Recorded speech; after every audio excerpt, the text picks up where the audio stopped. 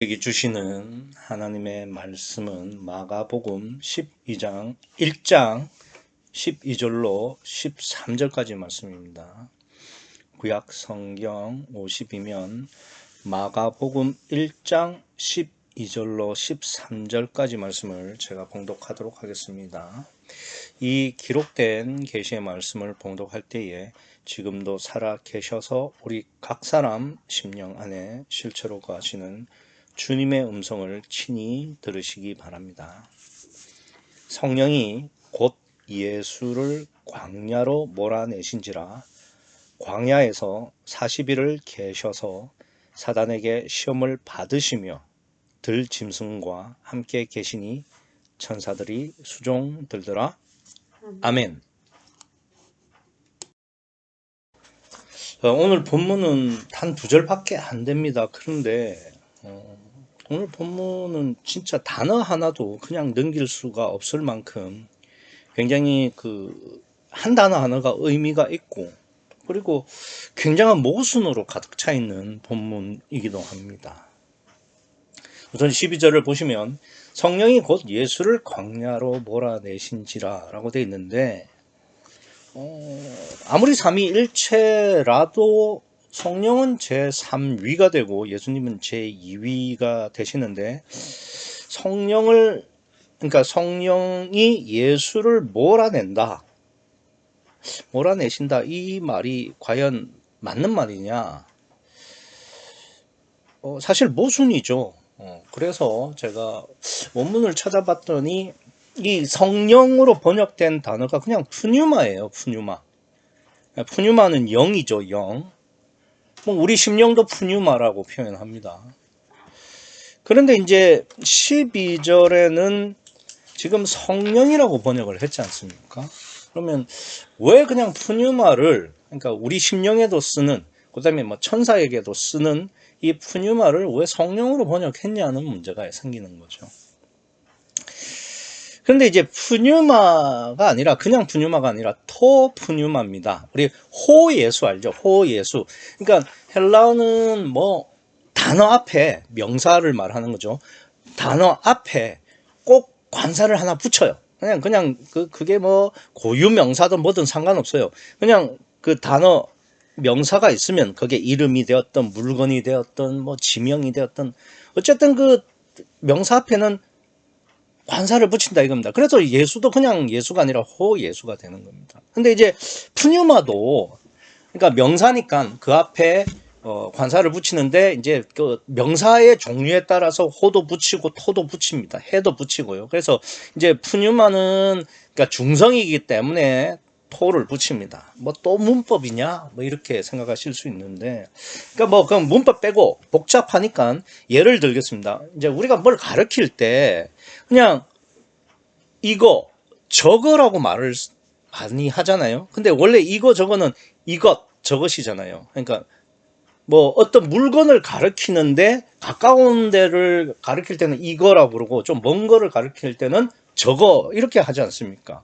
그래서 이게 어떤 물건이 있지만은 그걸 그러니까 하나로 찝을 때 이게 문법적으로는 한정한다고 그러죠. 그래서 이게 여러 개가 있지만 그 중에 뭔가 하나를 딱 찝을 때 이것 저것 이걸 갖다가 이거 저거라고 하지 않습니까? 그래서 이제 그거 좀 줘봐 이랬을 때 그것도 그것이죠. 그거 좀 줘봐 이랬는데 그게 뭔지를 몰라고 이거 이런 식으로 하지 않습니까? 그래서 하나씩 찝는 거잖아요. 그래서 그랬을 때 달라고 하는 사람이 자기가 달라는 것과 일치하면 그래 그거 이러지 않습니까? 그거 할 때 그러니까 헬라에서는 호도 되고 토도 되고 해도 된다는 뜻입니다.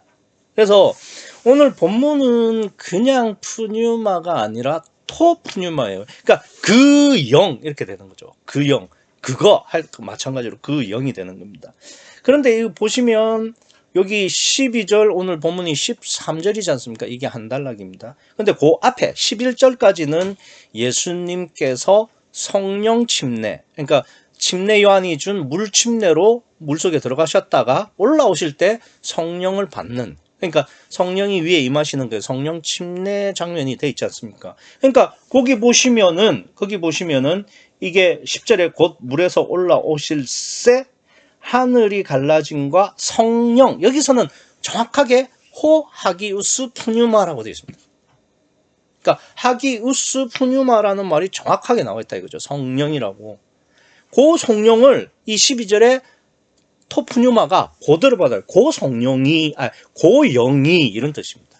그렇기 때문에 이게 본문에서는 그냥 영이라고 표현하지 않고 번역하지 않고 성령이라고 이야기하는 겁니다. 왜냐하면 그 토가 바로 그 영, 그러니까 금방 예수님 위로 앉았던 그 성령, 이걸 지시를 하기 때문에 그래요.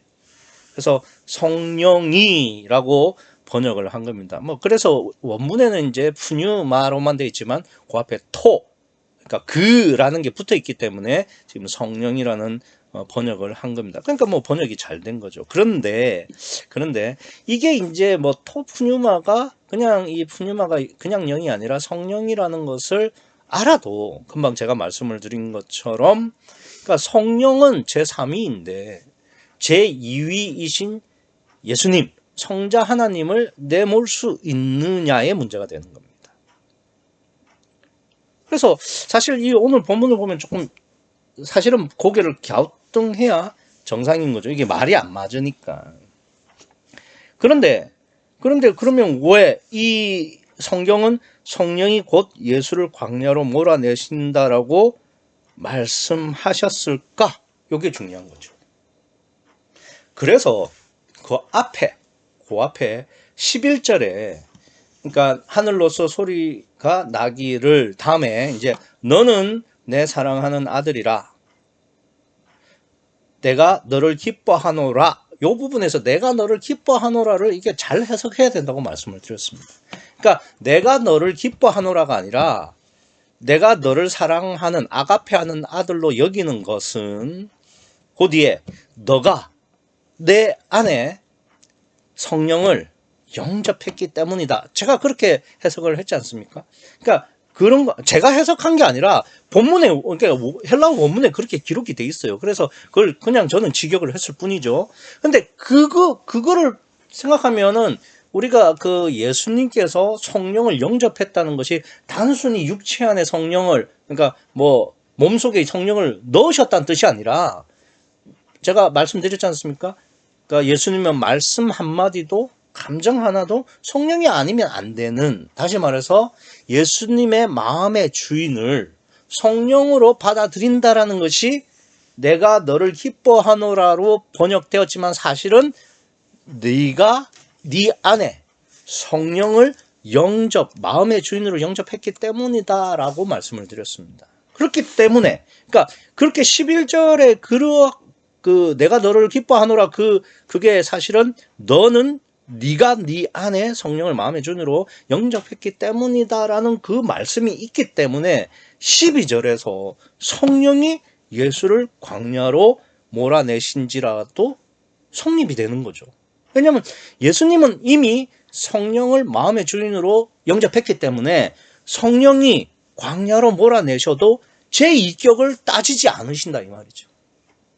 그러니까 철저한 자기 부인에 따른 성령이 행하시는 대로를 받아들이시는 거예요. 그래서 이건 모순이 아닙니다. 뭐 신학자들은 12절을 두고 뭐 난해 구절이다, 이거는 굉장히 모순되는 말이다, 그래가지고 이 광야로 몰아내신지라라는 말이 원래는 몰아낸다는 단어가 아닙니다. 에크발로라고 해서 발로가 발로 찬다는 뜻입니다. 발로 찬다는 뜻. 그러니까 발로 뻥 차서 예수님을 광야로 보냈다 이거예요. 그러니까 예수님을 발로 차서 보냈다기보다는 예수님을 성령이 가장 비인격적으로, 그러니까 전혀 예수님의 처지나 어떤 대우를 하지 않고 물건 취급하듯이 가장 비인격적으로 광야로 내몰았다는 뜻입니다. 그러니까 사실은 이런 거죠. 성령이 곧 예수를 광야로 차버렸다, 던졌다, 이런 뜻입니다. 사실은. 그러니까 우리가 그 콜로세움의 그리스도인을 처단하기 위해서 굶주린 사자를 향해서 뭐 그리스도인들을 내던졌다고 그러지 않습니까? 그런 상황이에요. 내던진 거예요. 발로 뻥 차버린 거예요. 그런데 신학자들이 아무리 생각해도 이게 말이 안 맞으니까, 그러니까 성령이 곧 예수를까지는 어쩔 수 없이, 광야로까지는 어쩔 수 없이 번역을 했어요. 근데 이거를 내던졌다고 표현하기는 너무 막 진짜 양심상, 그 다음에 또 예수님을 생각하면 이게 안 되는 거예요. 그래서 내던졌다는 표현을 안 하고 내몰았다라고 이야기를 하는 겁니다. 아니요, 이거는 사실 성령이 예수님을 가장 비인격적으로 물건 취급하듯이, 짐짝 취급하듯이 광야로 내던지신 거예요. 이 점을 아셔야 됩니다. 그러니까 왜 이렇게까지 하시느냐? 왜 이렇게까지 하시느냐? 그 앞에 예수님께서 성령을 마음의 주인으로 영접하는 거예요. 그게 물 위로 올라올 때 성령이 내려오신 그 성령 영접 비율, 실질적으로 어떤 의미냐? 그게 예수님의 마음의 주인으로 성령을 영접했다는 것이고, 그게 12절에서 실제로 성령의 처분대로 예수님은 그대로 따라가시는 거예요. 이 점을 아셔야 됩니다. 그래서 지금 막 12절을 가지고 막 신학자들은 이게 말이 되냐 하면서 막 난리를 치는데, 그러니까 성경을 모르고 복음을 모르니까 그런 소리를 하는 거예요. 그러나 정말 예수님이 성령을 마음의 주인으로 영접하셨고, 그래서 그것이 정말 자기 부인이라고 한다면 12절은 마땅하고, 이게 이렇게 기록하지 않으면, 성령이 이렇게 역사하시지 않으면 안 된다는 거죠. 오히려 구유복음에서는 이게 정확하게 맞는 거죠. 왜? 지금 성령 침례를 받을 만한 심령이 어떤 심령이어야 되는 거냐? 그러니까 예수님은 그냥 자동으로 받은 거냐? 아니라니까요. 예수님이 성령 침례를 받았던 이유, 그걸 지금 12절에서 설명하는 거예요. 제2위이시고 성부 하나님 다음에 위격이심에도 불구하고 제3격인 성령의 처분대로 성령이 자신을 짐짝으로 취급하든 말든 그대로를 받아들이고 자기를 부인하시는 예수님, 그런 심령, 그게 예수님이 성령 침례를 받을 만한 자격이 된다는 뜻이죠. 그러니까 12절은 잘못 기록한 것도 아니고, 또 이렇게 내던졌다는 말을 내 못인지라 이렇게 아름답게 번역할 문제도 아니에요. 있는 그대로 번역해야 되고. 그러니까 이게 11절과 12절이 연속된 상황이라는 것을 강조하기 위해서 12절에 이런 말이 있죠. 성령이 곧 유디스라는 단어인데, 이거는 시차가 없는 거예요. 시차가.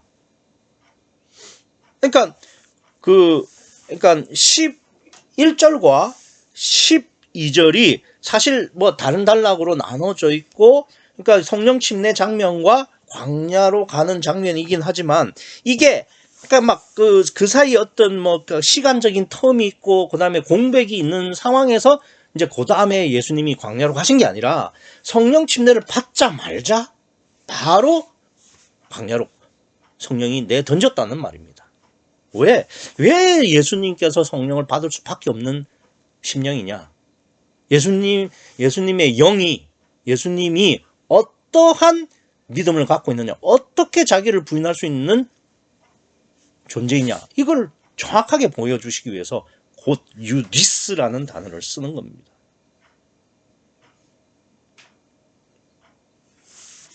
그래서 성령이 예수를 몰아내는 것은 마가복음 1장 1절에 예수 그리스도의 복음, 예수 그리스도의 복음이 성령의 사역의 시작이라고 했으니까, 그러니까 예수님의 공생의 첫 번째, 정말 첫 시작이 이 예수님의 40일 금식으로부터 시작하기 때문에, 이게 예수님의 초점에 맞춰 있는 게 아니라 성령이 지금 예수님을 그렇게 보내셨다. 성령의 사역으로 지금 말씀을 하시는 겁니다. 그래서 사실 11절 끝에 예수님께서 마음의 주인으로 성령을 영접하는 것이, 그게 왜 성부 하나님이 성자 하나님을 아가페할 수 있는 이유가 되는 거냐, 그게 그것은 결국은 자기 부인 때문이에요. 근데 그게 얼마나 사실 불가능한 이야기냐. 그러니까 성령을 자신의 마음의 주인으로 모셔드릴 뿐만 아니라 자기가 짐짝 취급을 받는 것도 감수하고 그걸 받아들이는. 그러니까 우리가 뭐 그냥 예수님이 인자가 된다는 것이, 육체를 입는다는 것이 얼마나 큰 결정인 줄 아시죠? 그래서 인자됨을 인하여 심판하는 권세를 받으셨잖아요. 그런데 단순히 육체를 입는 것만 예수님이 십자가를 지신 게 아니라 육체를 입으시면서 성령을 받아들이시고 마음의 주인으로 영접하시고, 그리고 그 상태에서 십자가까지 지시는 공생애, 그러니까 그 갈보리 십자가 못지 않게 예수님이 육신을 입고 살았던 그 십자가, 인자 십자가도 굉장히 큰 십자가다. 이거는 굉장히 어려운 십자가입니다. 그러니까 인간은 질 수 없어요, 사실은. 그래서 이 몰아내셨다라고 하는 그러니까 헬라어 원문이 이제 에크발로라는 말씀을 드렸는데, 그러니까 예수님이 그러니까 성령이 예수님을 광야로 그냥 던지신 거예요. 이거는 진짜 물건 다룰 때 쓰는 말입니다. 그러니까 사람에게서는 이 말을 쓰지 않습니다. 그래서 마태복음이나 그 누가복음에서는 인도했다라는 단어를 쓰십니다. 다른 단어를 쓰세요. 그거는 사람에게 쓰는 말이에요. 그러니까 사람을 동행해서 이끌었다, 이런 뜻이 됩니다. 그런데 이 마가복음만 에크발로를 쓰고 있는 거예요. 이거는 진짜 물건에게만 쓰는 겁니다. 그러니까 사실상 성령이 예수님을 인간 이하에 취급을 하고 있다, 이렇게 보시면 되겠죠. 그래서 예수님을 육적으로 가장 혹독하게 다루신다는 것이 마가복음의 논리고 1장 12절의 말씀입니다. 그래서 우리가 욥이, 그러니까 하나님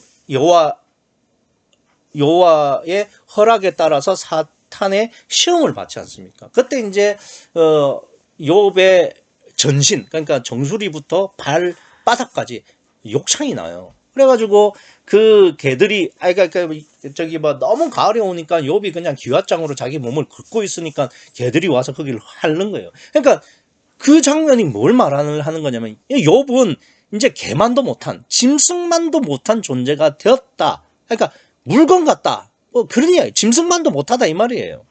그러니까 그게 지금 예수님이 똑같이 말씀하시는 거거든요. 에크발로, 그냥 짐짝 취급하듯이 그냥 광야로 던졌다라는 겁니다. 이게 얼마나 혹독한 대우입니까? 그런데 욥의 그 고난을 욥이 왜 고난을 받습니까? 여호와 하나님께서 욥에게 왜 그런 고난을 주세요? 결국은 육체 부인이거든요.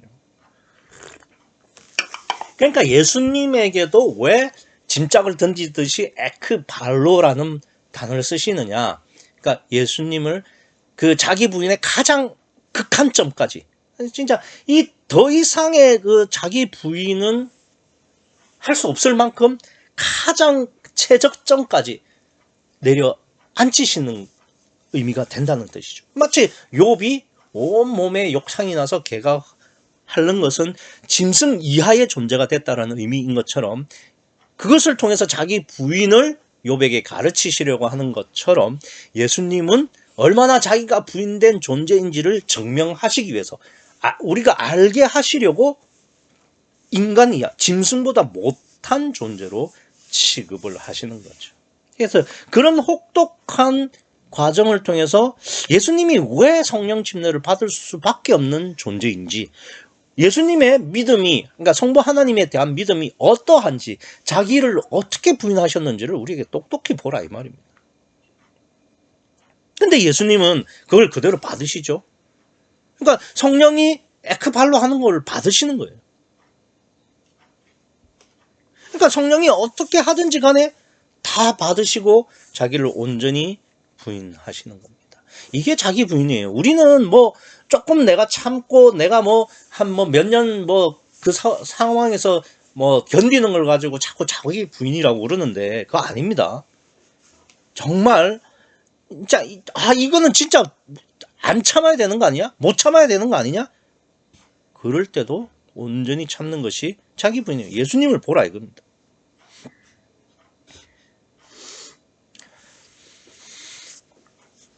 그래서 13절을 그냥 예수님께서 40일 동안 광야에서 금식 기도했다고 생각하면 오산입니다. 그렇게 단순한 이야기가 아니에요. 완전히 상상 초월을 하는 겁니다. 그러니까 얼마나 그러니까 성령이 예수님을 가장 혹독하게 육체를 부인시키셨느냐. 그게 이제 12절을 전제로 한 다음에 13절부터 본격적으로 나와요. 13절을 보시면은 이야 정말 이럴 수가 있나 싶을 정도로 엄청난 자기 부인의 혹독함이 나옵니다. 여러분들이 상상하는 그 이상입니다. 여기 보시면 광야에서 40일을 계셔서 라고 되어 있죠. 이 광야 아시죠? 에레모스. 유대 광야는 여러분들이 알고 있는 들판이나 뭐 이런 건 아닙니다. 뭐 또 여러분들은 대충 여기는 사막이다 뭐 이 정도 알고 있죠. 그렇죠. 그러니까 유대 광야는 굉장한 그러니까 생명이 살 수 없는 정말 척박한 땅이고 황무지입니다. 진짜 사막 같고 뭐 군데군데 돌산 좀 있고요. 뭐 저기 나무 한 그루 피어 있는데 그것도 넓은 사막에 뭐 한두 그루 정도 서 있을 정도예요. 그러니까 진짜 생명은 거의 없다고 봐야 돼요. 그러니까 어떤 데는 아예 나무조차도 없어요. 아무것도 없어요. 그냥 사막입니다. 그러니까 그 광야라는 곳이 우리가 생각하는 그런 들판이나 뭐 이런 데가 아니다. 아예 생명이 살 수 없는 조건이다. 이렇게 보시면 됩니다. 그런데 보통 사람들이 나 40일 금식 기도했다 이렇게 말하는 사람들이 있습니다. 그러니까 그 명함 같은데 이렇게 40일 금식 몇 회 이런 거 제가 직접 보기도 했고 제 아는 목사님도 자기 40일 금식했다고 틈만 있으면 나한테 이야기를 하고 그렇죠. 근데 그거는 예수님의 40일 금식하고는 전혀 다르죠. 그러니까 자기들이 물을 마셔가면서 그냥 음식만 안 먹고 40일 금식한 건 그거는 그러니까 금식 기도원이나 자기가 따로 장소를 택해서 했던 간에 그건 호텔입니다. 호텔. 이야기 들어보니까 잠잘 때 이불 다 덮고 했더만요. 기도원에서도 마찬가지고 기도원도 비바람 다 가려주잖아요. 그리고 물도 물병 담아가지고 수시로 마시고. 근데 사막에서는요, 그게 가능합니까? 물 마시고 싶다고 해서 물을 마실 수가 있어요? 사람은 일주일 동안 물을 마시지 못하면 탈수로 사망할 수 있습니다. 그러니까 대체로 모든 사람이 그런 건 아니지만 대체로 일주일이 물을 마시지 않고 사람이 살아있을 수 있는 생명의 한계선으로 보고 있습니다. 그러면 40일이면은 일주일을 5번도 더 넘겨야 되는데 그러면 육신을 입은 존재가 물 안 마시고 살아남을 수 있습니까? 근데 예수님 40일 동안 광야에서 견디셨잖아요. 금식하셨잖아요. 물 안 마셨다는 말이 없지 않냐? 예, 없는데 사막에서 물이 없잖아요. 물 안 마신 거죠. 그러면 예수님도 육체를 입으셨고 우리와 똑같은 조건인데 그러면 예수님도 일주일이 지나면 예수님은 우리보다 더 허약했으니 일주일도 못 견디겠죠. 그러면 어떻게 예수님은 40일을 금식 기도하면서 살아남았을 수가 있었는가?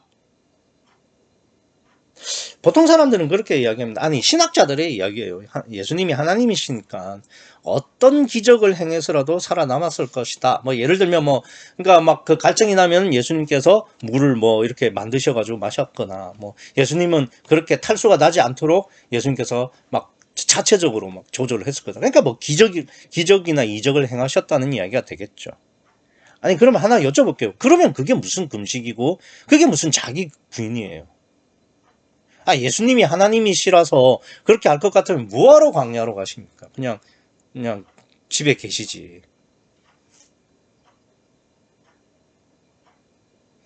아니 예수님께서 그렇게 기적을 행하실 것 같으면 아니 뭐 나중에 그 사탄이 뭐 돌을 떡으로 만들려고 할 때 그거 왜 안 하세요? 그거 하시면 되지. 그건 안 되는데 그 물은 뭐 만들어서 뭐 하셔도 되나요? 그러니까 보세요. 사람은 일주일 이상 물을 마시지 않으면 죽습니다. 그런데 40일은 일주일을 5번 이상 버텨야 되는 거예요. 그럼 예수님 어떻게 살아남으셨냐 이거예요. 기적 안 된다 이거예요. 그러면 그건 자기 부인이 아니니까. 그럼 어떻게 하면 예수님께서 40일 동안 그 광야에서 살아남으셨냐. 그게 바로 13절 끝에 있는 천사들이 수종들더라입니다.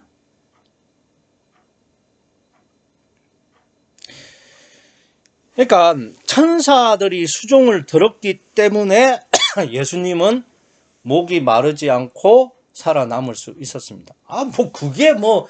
그게 표적이나 예수님이 행하셔서 뭐 살아남는 표적이나 수종 들어서 살아남는 표적이 뭐가 다른데 수종 들면은 예수님이 오히려 더 편한 거 아니야? 뭐 호텔이나 레스토랑 같은데 뭐 손가락만 딱 쳐도 와가지고 뭐 물 따라주고 뭐 저 접시 치워주고 그게 더 좋은 거지. 너 지금 무슨 말 하는 거야? 이 점을 우리가 좀 오해하기 쉬운데 마태복음에도 천사가 수종드는 내용이 나옵니다. 뭐 마가복음에는 없고요. 요한복음은 아예 기록도 안 돼 있죠. 그러니까 누가복음에는 없고 마태복음에는 천사가 수종드는 내용이 같이 나옵니다. 그런데 마태복음과 누가복음이 뭐가 다르냐? 마태복음 4장 11절에 이렇게 나옵니다. 이에 마귀는 예수를 떠나고, 그러니까 40일 금식의 시험이 다 끝난 거예요. 그러니까 40일 금식이 다 끝난 거예요. 그리고 나서 떠나고 천사들이 나와서 수종드니라. 그러니까 40일 금식할 동안은 천사들이 전혀 관계하지 않았죠. 40일 금식이 끝난 다음에 천사들이 나와서 수종하는 거예요. 수종을 든 거예요. 그런데 마가복음 다시 봅시다. 광야에서 40일을 계셔서 이게 계속 연속되는 상황이에요. 그리고 사단에게 시험을 받으시며 40일 동안 계속 들짐승과 함께 계시니 40일 동안 들짐승도 함께 있었습니다. 그리고 천사들이 수종들더라. 천사들도 40일 동안 내내 예수님의 수종을 들었어요. 그러니까 마태복음처럼 40일 금식 딱 끝나고 천사들이 나와서 수종을 든 게 아니고 예수님이 40일 동안 금식하는 동안 천사들도 계속해서 예수님 곁을 지켰다 이겁니다. 그러니까 그게 더 좋은 거지. 뭘 자꾸 너 지금 말장난하는 거야? 제 말은 뭐냐? 제가 말씀을 드리는 게 뭐냐? 예수님께서 40일 동안 금식을 하면서 사막에 물이 없으니까 물도 못 마시면서 그렇게 금식을 하셨어요. 그런데 예수님이 지금 금식하는 이유는 자기 부인을 위해서예요. 그게 12절에서 성령이 예수님을 광야로 던졌다라는 말에서 우리가 잘 알 수 있다고 말씀을 드렸습니다. 그런데 13절에 천사들이 수종을 들었어요. 그런데 이 수종을 들었다는 말은 옆에서 식사를 할 수 있도록 도와준다. 그 다음에 식탁 근처에서 음식을 먹을 수 있도록 도와준다. 이런 뜻은 맞아요. 그러니까 수종 든다는 뜻이 그 말이 맞아요. 그런데 문제는 예수님이 지금 자기 부인을 하기 위해서 40일 금식을 하고 있다는 사실을 잊으면 안 돼요. 그럼 무슨 이야기가 되는 거냐? 지금 성령이 예수를 광야로 몰아내셨어요. 그리고 예수님은 성령이 몰아내신 그 상황에서 40일 동안 금식 기도를 하고 있는 겁니다. 그러면 여기서 지금 주관을 누가 하고 있느냐? 성령이 한다니까요. 그러면 그러니까 천사들이 수종을 당연히 예수님께 들죠. 근데 천사들이 수종을 들 때 누구 지시를 받고 들겠어요? 예수님? 나 물 필요해. 이러면 줍니까? 아니요. 성령이 줍니다. 성령이 주라고 해야 천사들이 준다 이거예요. 어느 때 예수님이 탈수가 조금만 더 진행되면 목숨을 잃기 직전에 물 줘. 이렇게 되는 거죠. 무슨 말인지 아시겠어요? 그러니까 예수님이 나 물 줘 이렇게 해서 천사들이 알겠습니다 하고 달려가서 주는 게 아니고 예수님이 탈수로 그냥 정말 육체의 그 한계점에 왔을 때 성령이 물 줘서 연명시켜. 이렇게 하면은 예수님에게 물을 준다 이거예요. 우리가 엘리야 아시죠? 엘리야가 그러니까 바알 선지자들이랑 이렇게 한판 하고 나서 이렇게 나왔는데 이제 막 이사벨이 나 엘리야 죽여야 되겠다 이러니까 도망치잖아요. 도망치다가 막 걸어가다가 이제 어느 굴 속에 지쳐서 누워 있으니까 천사가 와가지고 떡과 물 한 병을 줍니다. 그러니까 그렇게 완전히 진짜 기진맥진해서 엘리야가 거의 죽을 쯤 돼서 천사가 와서 물을 주듯이 예수님도 마찬가지예요. 일주일 물 못 마셔가지고 막 거의 탈진 상태에서 이제 죽으려고 할 때 성령이 천사들을 동원해서 물을 주는 겁니다. 그러니까 뭘 말하려고 하시는 거냐? 천사들이 수종을 들었다고 해서 예수님 뜻대로 수종을 들은 것이 아니고 예수님이 극한의 상황에 있을 때 성령의 명령대로 천사들이 수종을 드는 거예요. 그러니까 예수님 뜻대로 하는 것이 아니라 예수님의 자기 부인을 위해서 천사들이 수종을 드는 겁니다. 무슨 말인지 아시겠죠? 그래서 이 역시 예수님의 자기 부인을 위해서 성령이 역사하시는 부분이다. 이 점을 아셔야 되고, 또 하나는 그러니까 12절을 보시면 성령이 곧 예수를 광야로 몰아내셨다. 그러니까 뭐 삼위일체니까 제2위와 제3위가 막 이렇게 한 번쯤은 이렇게 뒤바뀔 수도 있다. 뭐 이렇게 우리가 이해를 할 수 있다고 쳐도 13절을 보세요. 광야에서 40일을 계셔서 사단에게 시험을 받는다는 거예요.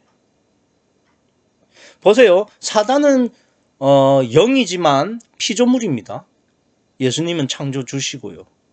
그러니까 삼위일체 하나님끼리는 뭐 위격이 조금 차이는 있지만 그럴 수 있다고 칩시다. 그런데 피조물한테 지금 창조주가 시험을 받는다는 게 말이나 됩니까? 40일 내내. 마태와 누가복음은 그냥 사탄이 한번 나와서 이렇게 3번씩 시험을 하는 거죠. 근데 마가복음의 논리는 40일 내내 사단한테 시험을 받았다는 거예요.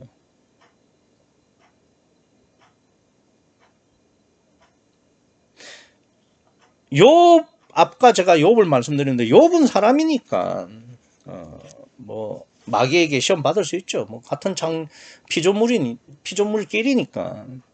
그러니까 또 이제 히브리서 2장 7절에 보면은 천사보다 조금 못하게 했다 사람을. 그러니까 육체를 입고 있는 동안은. 그러니까 그렇게 그러니까 욥에게 마귀나 사단이 이렇게 시험을 할 수 있는 거죠. 그건 당연하죠. 그런데 창조주가 피조물에게 시험 받는 거는 이건 억지 아닙니까? 근데 예수님이 이것도 허락하신 거예요. 피조물인 마귀에게 창조주이신 성자 하나님이 성령의 지시에 따라서 시험을 받는 거예요. 시험 내용은 뭐 마태나 복음과 누가복음에 자세하게 기록되어 있습니다. 근데 마가는 그게 중요한 게 아니에요. 시험 내용이 중요한 게 아니에요. 그러니까 사탄에게 40일 동안 내내 시험 받는 것도 받아들이셨고 그것이 자기 부인이라는 것을 말씀하시는 거예요. 세 번째, 이게 조금 어렵습니다. 세 번째 뭐냐? 그 다음에 여기 보시면은 뭐가 나오느냐 하면은 들짐승과 함께 계셨다. 이 들짐승과 함께 계셨다는 게 도대체 뭐냐? 이게 왜? 이 들짐승 이야기는 사복음서에서 마가복음에만 유일하게 나옵니다. 그러니까 들짐승이 왜 나왔는지도 조금 의아하고, 그러니까 들짐승이 함께 있다는 것이 도대체 무슨 뭐 자기 부인에 해당하는지도 조금 의문이 듭니다. 그런데 이 성경에는 이 들짐승, 이 테리온이라는 단어인데요. 이 테리온이라는 단어가 두 가지로 표현이 됩니다. 첫 번째는 생물학적인 들짐승, 두 번째는 사탄이나 마귀의 비유, 이렇게 됩니다. 생물학적 짐승은 베드로가 환상을 보지 않습니까? 그 보자기에 이렇게 내려올 때 테리온 또 함께 같이 내려왔다라는 말씀이 이제 사도행전에 기록이 되어 있습니다. 그리고 바울이 이제 난파돼 가지고 어떤 섬에 도착을 했는데 거기서 불을 이렇게 지피는데 독사가 물죠. 그때 그 독사를 테리온이라고 표현합니다. 그러니까 이거는 물리적인 생물학적인 짐승을 의미합니다. 그런데 이제 고린도전서 15장 32절이라든지 디도서 1장 32절 그리고 이제 요한계시록에 굉장히 이 테리온이라는 단어, 짐승이라는 단어가 많이 나오는데 이런 것들은 거의 그러니까 사탄이나 마귀를 상징하거나 비유적으로 말을 합니다. 그래서 본문은 이제 들짐승이라고 표현했지만 대체로는 짐승이라고 표현을 많이 그러니까 번역을 많이 했습니다. 그러니까 들짐승이라고 번역된 이 테리온은 실제 그 생물학적 들짐승이거나 혹은 사탄이나 마귀를 비유하는 상징하는 그러한 의미로 성경에는 대체로 쓰여져 있습니다. 그런데 이 성경은 이 테리온 짐승을 거의 대부분 생물학적으로 표현할 때는 맹수로 표현을 합니다. 예컨대 이제 맹수 중에서 어떤 동물로 많이 표현을 하냐면 사자, 곰, 표범 이렇게 많이 지칭을 합니다. 유대 광야에 사자나 곰이 있었다고? 거기는 생명을 살 수 없다며. 근데 무슨 곰이나 사자가 있었다는 거야. 근데 이제 구약이 지금으로부터 뭐 한 2000년 이상이죠. 예수님이 2000년 전에 오셨고, 그 다음에 구약은 그로부터 또 1500년 전인가, 한 3000년, 3500년, 이렇게 될 겁니다. 이제 그 구약의 시간적 배경이. 그때의 유대 광야는, 지금의 유대 광야보다는 조금 달랐습니다. 그러니까 생물이 살 수 있을 정도의 환경은 됐다는 겁니다. 그래서 예컨대 성경에 이런 사건들이 나옵니다. 제가 이제 묵도 시간에 읽어 드렸는데 이 다윗이 사울 왕 앞에서 자기가 나가겠다 이러니까 야 너 나가지 마라 네가 어린 애는 뭐 왜 나가냐 이러니까 아니 제가 말입니다 아버지의 양을 칠 때 곰이나 사자가 그 새끼를 잡아채서 갈 때 자기가 돌팔매질로 쫓아내기도 했지만 아니 새끼를 물고 갈 때는 자기가 수염을 잡고 그 사자나 곰을 때려 잡았다. 그러니까 양을 치는 것은 유대 광야 쪽입니다. 그래서 그 유대 광야에서도 곰과 사자는 있었다는 이야기가 되는 겁니다. 그러니까 성경에서 말하는 들짐승, 오늘 본문에 나오는 테리온은 사실상 맹수인 사자, 곰, 표범 이런 것들을 이야기하는 거죠. 그럼 다윗만 그런 거냐? 아니요. 엘리사 아시죠? 엘리사가 이렇게 가는데 아이들이 엘리사를 대머리에 올라가라 이러니까 앙콤이 나와서 그 애들을 다 찢어 죽였다. 이런 내용 나옵니다. 그러니까 그런 내용이 나올 뿐만 아니라 로마 기록에 공식적으로 기록되어 있습니다. 유대 광야 지역에서 사자나 표범을 잡았다라는 것이 상세하게 기록되어 있고 곰을 사냥했다라는 기록도 로마 기록에 나와 있습니다. 그러니까 당시 유대에서는 이 맹수, 즉 곰, 사자, 표범 등이 살았다는 이야기죠. 거기서 서식하거나 그러진 않았지만 거기도 분명히 사냥터임에는 틀림이 없었다라는 이야기가 되는 겁니다. 그러면 여기서 지금 그 들짐승과 함께 계신다라는 말이 왜 육체 부인을 하는 거냐? 왜겠습니까? 보세요. 예수님이 광야에서 40일 동안 금식 기도를 하세요. 그런데 그 금식 기도를 할 때는 낮만 하는 게 아니라 밤낮으로 하지 않습니까? 근데 짐승은 낮에도 사냥을 하지만 밤에도 사냥하잖아요. 그러니까 밤낮으로 하니까 그 들짐승이 낮이든 밤이든 와서 예수님을 노리는 거예요. 그런데 왜 안 잡아먹혔냐? 성령이 보호를 하시죠. 천사들을 통해서 수종 든다고 하잖아요. 아니, 그러면은 뭐 아무런 문제 없겠네. 아니요. 사자들이, 곰이, 표범이 그냥 있습니까? 예수님 잡아먹으려고 으르렁 안 거려요? 으르렁거리면서 옆에서 막 뭐 뛰어다니기도 하고 그러겠죠. 아니, 예수님이 뭐 눈이 없습니까? 안 보여요? 보이지? 그럼 이게 뭐가 자기 부인인데? 자신의 생명의 위협을 받는 그 상황 속에서도 주위를 보지 않고 환경을 보지 않고 누가만 바라본다고요? 하나님만. 그러니까 예수님이 자기 부인을 하지 않으면 이 들짐승들이 예수님을 향해서 더 가까이 오죠. 그러나 예수님께서 하나님을 믿을 때는 그 들짐승이 얼씬도 못하는 겁니다. 그런데 그게 언제까지 했다고요? 광야 40일을 계시는 동안 40일 내내 그렇게 했다는 겁니다. 한순간이라도 하나님을 믿지 않는다, 의심한다, 불신한다, 바로 잡아먹히는 겁니다. 그러나 예수님은 보이는 것을 보지 아니하고 보이지 않는 하나님만 바랬다 이겁니다. 자기 부인을 했다는 말씀이에요.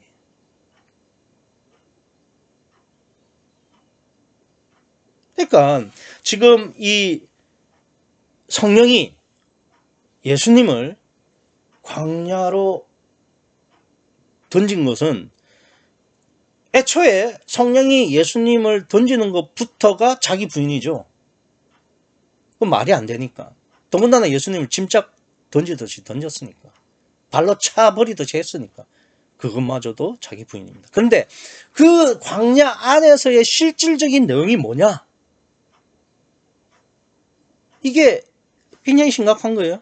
사단, 피조물에게 시험받고 들짐승, 생명의 위협을 끊임없이 40일 동안 받았고, 그리고 탈수로 인한 죽음의 문턱까지를 수없이 오가면서도 자기 부인, 하나님만 바라고 자기를 부인했다는 겁니다.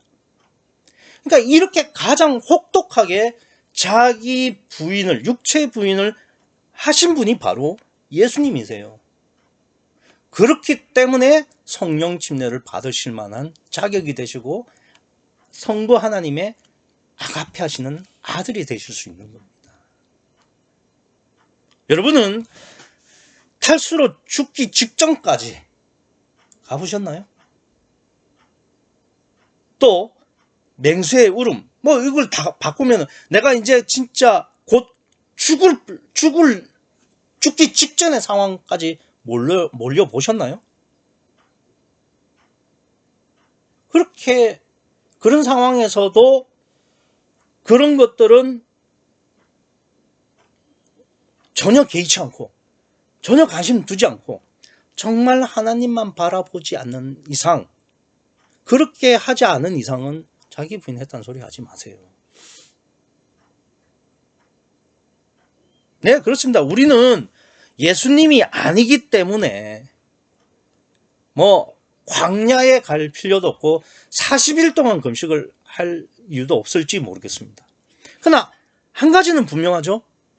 우리가 광야로 가지 않는다 할지라도, 40일 동안 금식을 하지 않는다 할지라도 정말 하나님만 바라보고 나를 온전히 부인해야 된다는 이것만은 예수님과 동일한 거예요. 자기 부인을 쉽게 생각하지 마십시오. 40일 금식했다고, 나도 예수님처럼 40일 금식했다고 말하지 말라 이겁니다. 자기 부인은 목숨을 건 하나님에 대한 믿음이에요. 1월도 벌써 마지막 주입니다. 오늘이. 우진이는 군대 광야에서 지금 자기를 부인해야 되겠고, 이 설교를 들으시는 저와 여러분들은 각자의 생활 광야에서 자기를 부인해야 될 겁니다. 그러나 그게 쉽게 그냥 대충 조금 뭔가 좀 포기하고 했다고 해서 자기 부인하는 게 아니죠. 예수님처럼 진짜 온전히 죽을 각오를 하고 자기를 부인하는 그 믿음을 우리가 지금 훈련해 가야 하고, 그걸 이루어야 됩니다. 그래서 성령으로 거듭나서 하나님의 아가페하는 자녀가 될 뿐만 아니라 하나님이 주신 마지막 때 마지막 사명을 감당할 수 있어야 한다는 겁니다. 이 믿음이, 이 축복이 여러분과 제게 있기를 간절히 소원합니다. 기도하시겠습니다.